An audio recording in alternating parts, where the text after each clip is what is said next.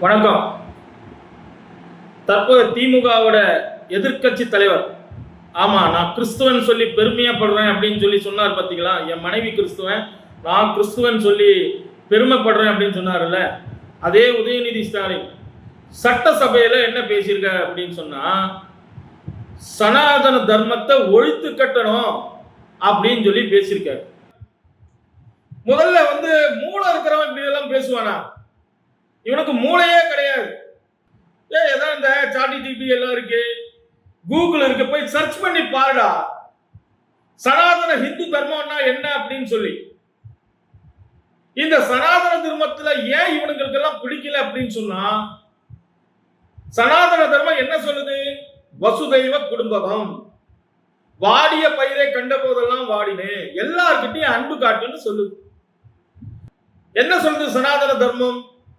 ஒரு வாழ்க்கை முறையை கற்றுக் கொடுக்குது, இப்படித்தான் வாழணும், இந்த விஷயங்கள் யாருக்கு வேணாலும் நல்லது பண்ணு, சத்தியத்தை பேசு, தர்மத்தை பேசு, தர்மத்தை காப்பாத்து, எல்லார்கிட்டையும் அன்பாயிரு, ஏமாத்தாத, இப்படி எல்லாம் சொல்லுது. இந்து மதத்தில் சொல்லக்கூடிய இந்த பண்பாடு கலாச்சாரத்தை ஒழித்து கட்டணும், அந்நிய கிறிஸ்துவ கைக்கூலியா இருக்கணும், இதுதான் இவங்களோட வேலை. அதனால்தான் தொடர்ந்து இந்து தர்மத்தை அழிக்கணும். இந்து தர்மம் என்ன சொல்லுது? நம்ம பண்பாடு கலாச்சார கோவிலை காப்பாற்றணும் அப்படின்னு சொல்லி சொல்லுது. தாவேக்காரன் சொல்றான், நாங்களும் சனாதன இந்து தர்மத்தை ஒழிச்சு கட்டணும் அப்படின்னு சொல்லி சொல்றாங்க, நீங்க என்ன சொல்றீங்க? நாங்களும் அதுதான் வந்திருக்கிறோம். இவரு தலையில குல்லா போட்டிருக்கான் முஸ்தபான்னு சொல்லி. ஏண்டா உன்னோட தாத்தன் பாட்டன் முப்பாட்டம் இருக்கிற பாபரும் அவுரங்கசீப்பும் திப்பு சுல்தான் நினைச்சு கூட முடியல, நீ வந்தாடா. உங்களுக்கு எல்லாம் முக்கா பயிருங்க. நான் சொல்றது அறிவை சொல்றேன், முழு அறிவு இருந்தா இவனுக்கு பேச, இவனுக்கு முக்காவா இருக்கிறானுங்க, முக்கா அறிவா இருக்கிறானுங்க. அதனால இவனுக்கு இப்படிதான் பேசுறாங்க. அந்த தொகுதியில 90% இந்துக்களோட ஓட்டு வாங்கி இந்து சமுதாயத்தின மக்கள் இவனுக்கு மேல நம்பிக்கிறாங்க. தாவேக்கா சொல்லி விஜய் மேல நம்பிக்கை. இவன் யாருன்னே தெரியாது. இவனுக்கு ஓட்டு போட்டோன்னா இவன் என்ன சொல்றான்?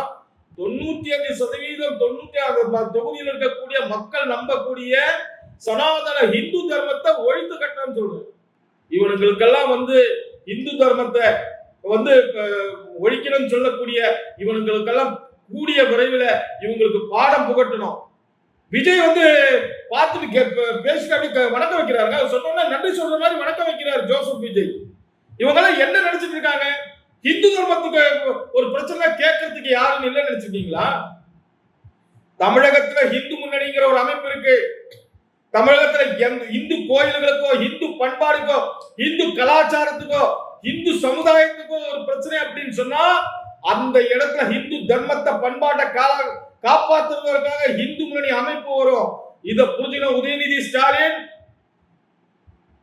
நீ கிறிஸ்துவ, உனக்கு இந்து மதத்தை பத்தியும் சனாதன இந்து தர்மத்தை பத்தியும் சொல்வதற்கு தகுதி இல்லை. நீ இந்து இல்ல, நான் கிறிஸ்துவன் சொல்லக்கூடிய கிறிஸ்துவ, நீ எப்படி இந்து தர்மத்தை பத்தி சொல்லலாம்? அதே மாதிரி முஸ்தபா, நீ குல்லா பட்ட ஒரு முஸ்லிம், நீ சனாதன இந்து தர்மத்தை அழிக்கணும் சொல்லக்கூடிய நாங்க சொல்லுவோமா?